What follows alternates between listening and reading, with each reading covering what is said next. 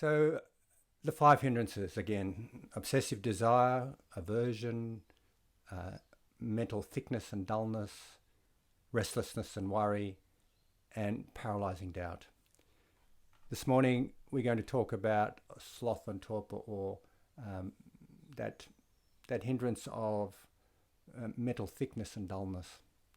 And here's the analogy: just as, Brahman, if there is a pot of water covered with algae and water plants, and a man with good sight should consider his own facial image in it, he could not recognize nor see it as it really is.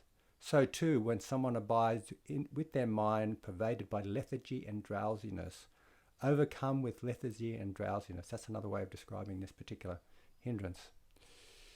So other ways we can describe it are lethargy and drowsiness, paralysis and loss of vigor. I'll go back here. This is not ways of describing it. These are the features of it. One has lethargy and drowsiness. One is kind of paralyzed due to a lack of sense of urgency and a loss of vigor, a loss of energy about doing a practice. With sloth and torpor, we just become kind of thick and dull, and we've got no energy to do anything. Our minds are unwieldy, and there's a tendency for sloth and torpor to kind of smother our minds. And it often manifests as sleepiness. It often manifests as like you're sitting there and you're just kind of nodding off. And it really gets quite pleasant actually sometimes. Just nodding off. And you may not go fully to sleep, but you kind of go into this thick, drowsy, hypnagogic state. And it is quite pleasant sometimes. So that's one way we can understand mental thickness and dullness. It's energetically flat. At a mental, physical, and spiritual levels, there seems to be no energy. One is lethargic and drowsy. It's like we've run out of fuel to do the practice. We're mentally dull. And as I was mentioning earlier, it is quite seductive and deceptive because it can be quite pleasant. You might sit for a bit. You might be doing an hour sit or 45 minutes sit or something like that. You begin, you drift into this mental thickness and dullness, and the sit goes really quickly. You think, wow, that was pretty good. That was really quite nice. And in fact, you are in a kind of a sense of almost sleep. Some of the causes, sometimes physical health issues, sometimes a lack of exercise or healthy diet, sometimes, and often actually, it's a lack of motivation or incentive. Like one is not really motivated to do the practice, so you just kind of fall into this. Often it's about sleep deprivation. We're actually, a lot of us are we're so busy in our lives that we're trying to make ends meet, and we actually have sleep deprivation. Or if you're like me, who I sat up and watched TV last night and ended up getting 3 hours sleep. So, sometimes when we have sloth and torpor, it's because we need to have more sleep. So sometimes it's when we're overexerting ourselves, like trying too hard, and we just come to the end of it. We run out of energy. And sometimes it's about a kind of a discontent and a resistance. And there's a subtle avoidance to things. Very subtle avoidance, actually. And sometimes there's a disappointment and discouragement with things, and sometimes there's just a lack of inspiration or interest. So our minds kind of close down. How to work with it? Be mindful. Actually, I'm going to go on to something else. I have a view about... I'll come back, sorry. How to work with it? Well, get enough good rest and good sleep. That's one way. Rouse energy. Sometimes this sloth and torpor is a physical thing sometimes. It requires us to energize ourselves. Get up and do some movement, for example. Go outside, look at the sky or look at lights. And if it's in the evening, you look at the stars. You brighten up your environment. You turn the lights on. And you make a firm resolve to investigate what's going on. You energize yourself. You make your mind clear in some ways. The awakening the factors of mindfulness, investigation, interest, and energy. Mindfulness, investigation, energy, and rapture. Those first 4 of the 7 factors of awakening, which I've talked about a few times. Rousing those energy factors, rousing those awakening factors are a good way to deal with this sloth and torpor. And one brightens up one's mind and life. And just somehow you brighten it up and you rouse energy and you clear your mind. You make the resolve to inquire and you visualize light and brightness if you want. This making the resolve to inquire, it often comes when we contemplate how little time we have and how much we need to practice. One of the in the practice in the monastic settings, one of the ways to work with sloth and torpor is to contemplate death, which we'll be doing we're having a talk about this on Thursday night and some practices around this on Friday should you wish to attend those practices. It'd be about contemplating death. Something about death is that it's a certainty, but something about death is that it is also uncertain when it will happen. So considering the certainty of death and the uncertainty of when it should happen or when it will happen, one asks oneself, what should I be doing right now? And if you're into waking up, it's good to wake up before you die. So it's important to rouse energy and commit to the practice. So this is one of the ways of dealing with sloth and torpor. Recollect the certainty of death and the uncertainty of its timing.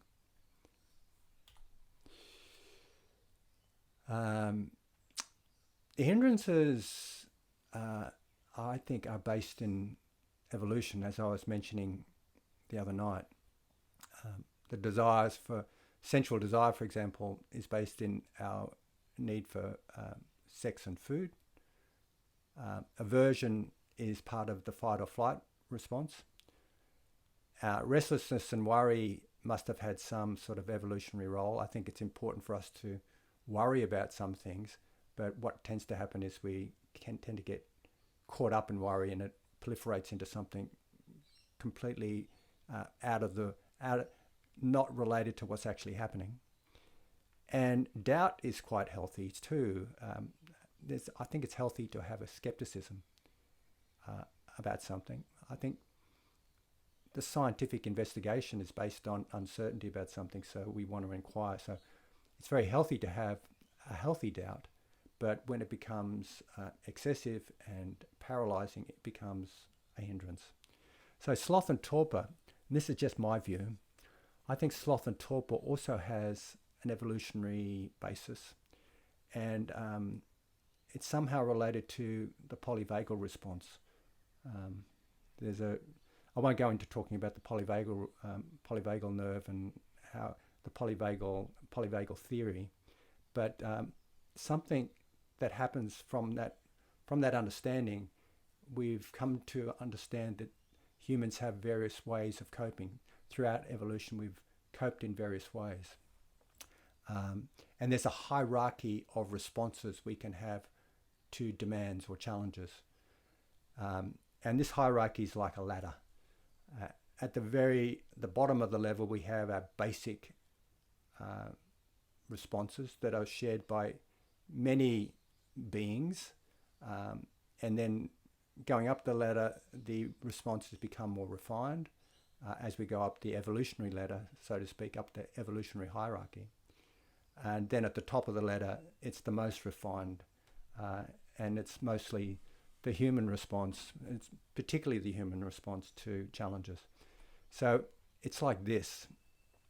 At the bottom of the ladder, we have what's called a dorsal vagal response.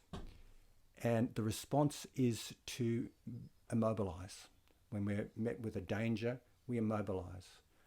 This is where we have, if you've heard of fight, flight, or freeze, the freeze response is here.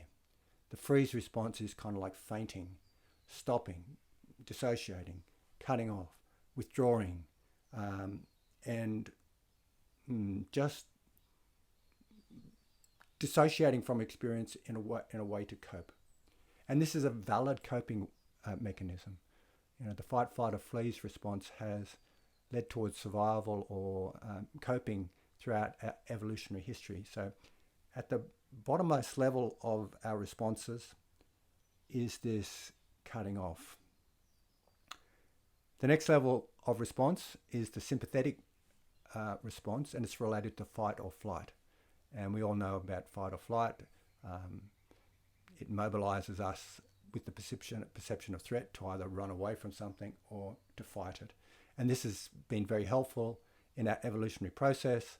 And we all know how it can become unbalanced when we develop anxiety disorders, for example, or when we get into anger syndromes, like when we're triggered to anger very easily. That's when it's becoming unbalanced. And at the top of the ladder is called the ventral vagal response. It's when we feel more connected, feel healthier, more able to follow through with plans and take care of ourselves. And this is about connecting. In this response, we're tuning into social cues, like the way people express their emotions, for example.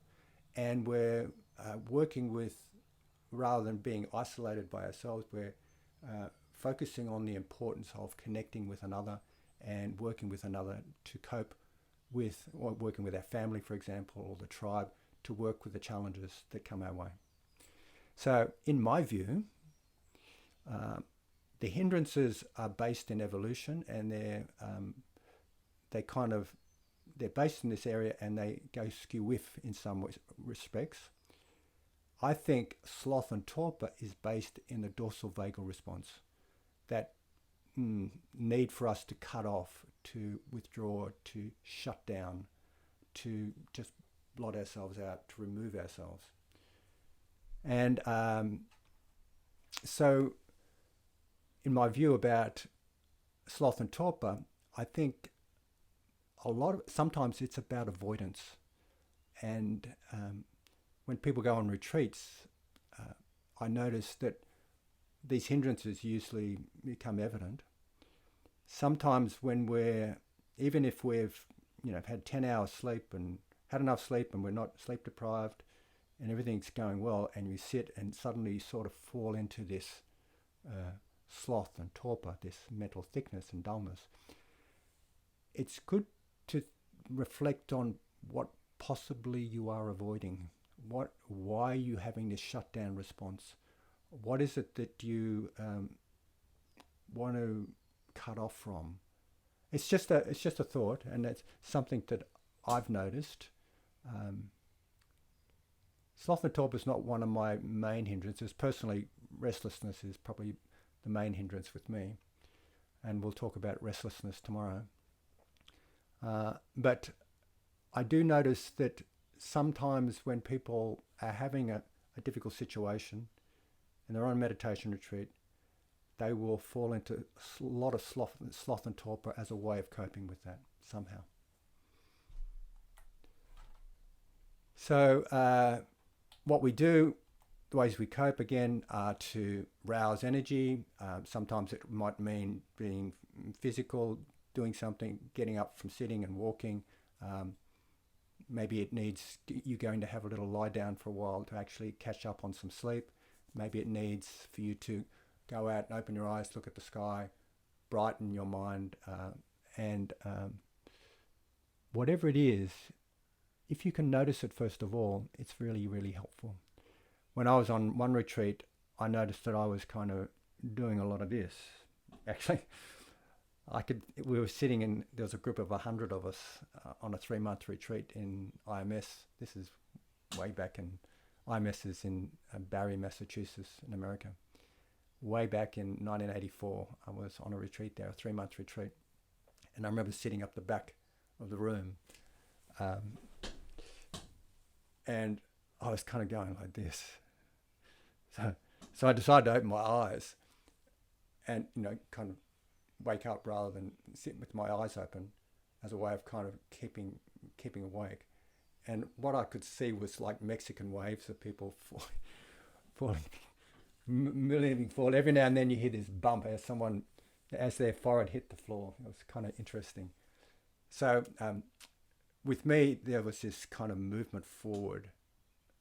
And what I did, I took the advice of a dear friend of mine, or a mentor and teacher of mine, who talked about how when he does that, when that happens with him, when he's falling into sloth and torpor, what he does is he sharpens his awareness on the feelings of movement, really honing in his attention on that subtle feeling of just when your head starts to drop forward.